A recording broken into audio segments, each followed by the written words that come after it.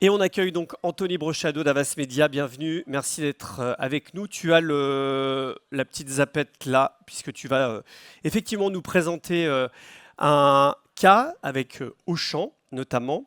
D'abord, ma première question aujourd'hui, on a vu, là, j'imagine que tu as suivi avec attention la table ronde précédente. Pourquoi la consolidation des achats vidéo est-elle un enjeu aujourd'hui pour une agence comme Avas ? Alors, c'est un enjeu parce qu'en réalité, ça répond à plusieurs problématiques. Une problématique côté média et une problématique côté plutôt opérationnel. Donc, dans la première problématique, on peut avoir finalement la fragmentation de la consommation vidéo. Je pense que tout le monde l'a évoqué ici tout à l'heure. On a une multiplication des points de contact. Donc, le problématique permet de gérer ou manager la fréquence. Chacun peut l'entendre comme il veut. Mais du coup, ça nous permet aussi à nous, en tant qu'agence, d'assurer une montée en couverture sur nos campagnes. Donc ça, c'est quand même le premier argument qui ressort souvent côté agence et côté annonceur. Le deuxième argument, c'est surtout le gain de productivité. Donc le fait d'avoir une plateforme pour trader les campagnes, c'est aussi une capacité à avoir un accès à l'ensemble de l'inventaire. On gagne en fluidité, on gagne en efficacité et surtout on gagne en insight. Un trader qui trade sur une seule plateforme, en l'occurrence DV360 pour notre cas à nous, c'est un trader qui est en capacité de fouiller un peu dans les données de reporting et de sortir des insights qui seront propres à l'annonceur. On pourra voir qu'on en tire quelques-uns sur Auchan qui sont bien spécifiques à Auchan. La troisième problématique, c'est plutôt l'excellence opérationnelle. Une agence se doit de bien gérer les investissements de son annonceur. On a un contrôle total sur l'achat de nos campagnes. On peut appliquer des règles de brand safety sur certains acteurs. On peut optimiser la campagne en temps réel. Ce qu'il faut savoir, c'est qu'en réalité, l'inventaire d'une plateforme, il n'est pas fixe dans le temps en fonction des programmes qui vont sortir. On peut avoir une couverture qui sera beaucoup plus importante à un moment donné. Donc l'idée, c'est de pouvoir optimiser en temps réel lorsqu'on observe qu'on a un volume de contact unique assez important sur une période. Le quatrième enjeu, je dirais que c'est l'automatisation. Un DSP, finalement, c'est une API, un accès à la donnée. Donc, si on veut mettre en place des logiques de dashboarding qui sont hyper importantes pour les annonceurs parce qu'ils ont cette volonté d'accéder à la donnée en temps réel pour pouvoir la partager en interne, ça nous permet, nous, en tant qu'agence, de mettre en place ces Converge Reports, qui est une solution, en l'occurrence, côté Avas, qui nous permet de donner accès, du coup, à toutes ces données-là. On va parler de cet annonceur comme Auchan, un gros annonceur, évidemment avec des objectifs, j'imagine, très importants, notamment en matière de rationalisation budgétaire et d'efficacité. Qu'est-ce qu'un annonceur comme celui-là, un annonceur du retail, a y gagné concrètement à ce type de stratégie ?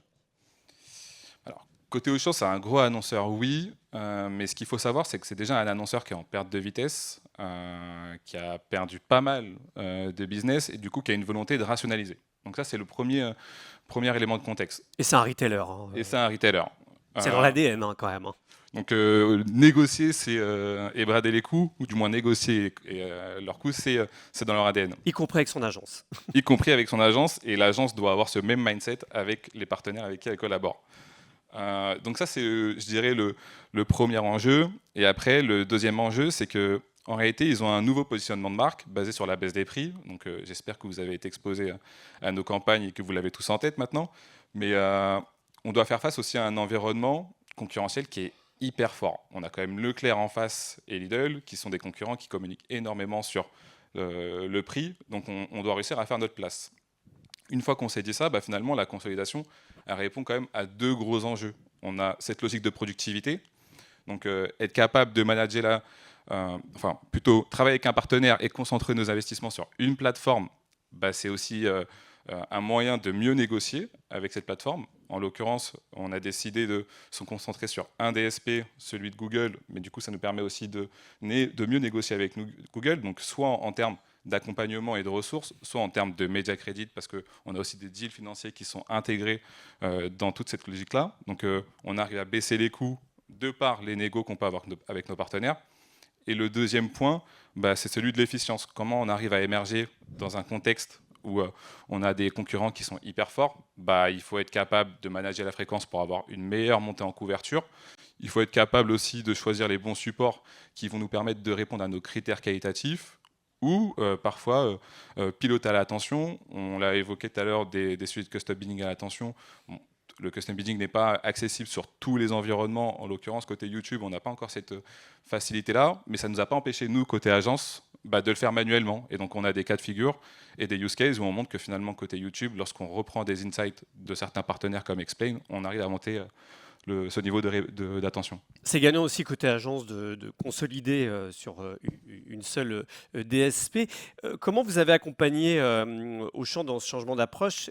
Quelle pédagogie derrière, au-delà de l'aspect prix, on va dire, et gain d'efficacité?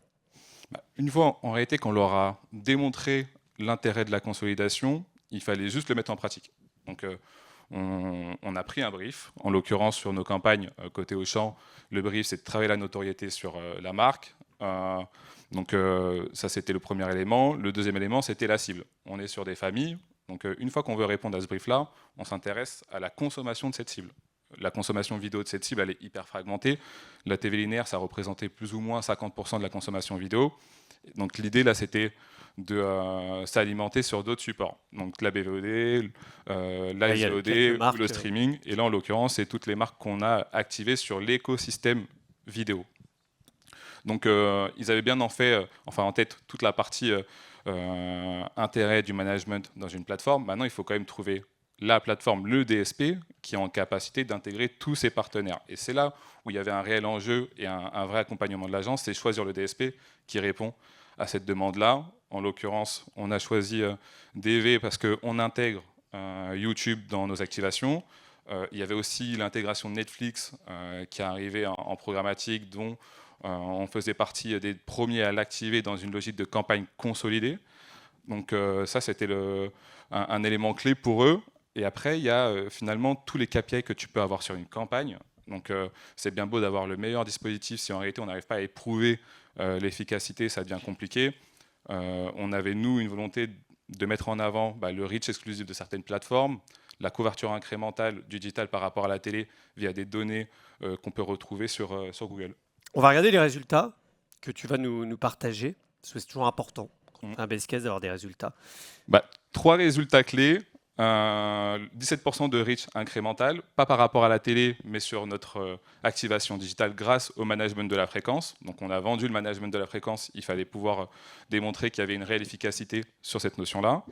34% de reach uniquement sur la BVOD. Donc on retrouve uniquement les personnes exposées sur cet environnement-là. Là, ça colle plutôt à la recommandation qu'on avait pu faire sur le fait d'activer ces acteurs. Et après, il y a un chiffre plutôt assez important pour nous, en tout cas dans le cadre d'Auchan, c'est 40% de couverture sur une répète à 3+. On donne souvent une couverture sur une répète, une simple exposition, sauf qu'en réalité, on ne retient pas une pub avec une simple exposition. La force de la TV, ou du moins la force de la TV linéaire, c'est de faire de la répétition pour être impactant. Et on se donne ces mêmes critères côté digital.